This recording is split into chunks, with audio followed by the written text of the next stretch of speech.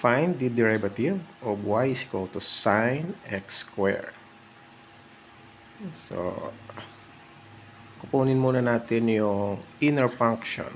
So, let the inner function becomes u. So, yung inner function dito ay x squared. Ayan.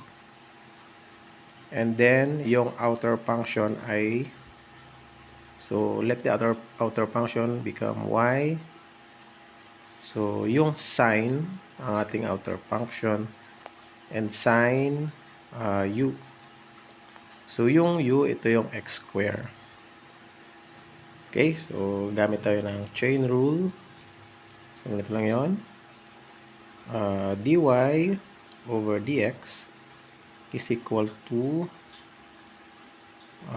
dy over du. I-multiply natin sa du over dx.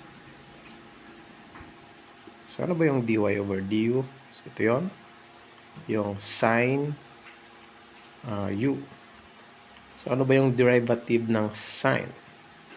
So, kung titingnan natin yung derivative rules, ang derivative ng sine ay cosine. Yan. Cosine u. So, ayan, yung dy over du is cosine u.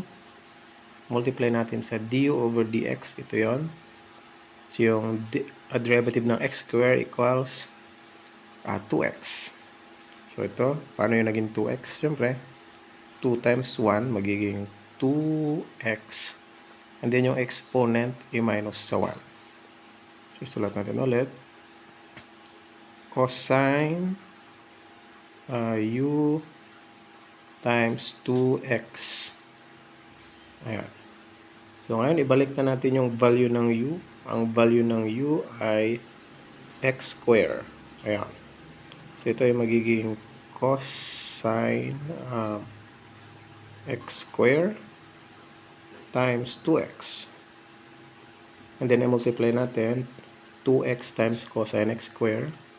So, ang magiging derivative natin ay 2x cosine x squared. So, yun. Ganun lang ang tamang pag-derive gamit ang chain rule.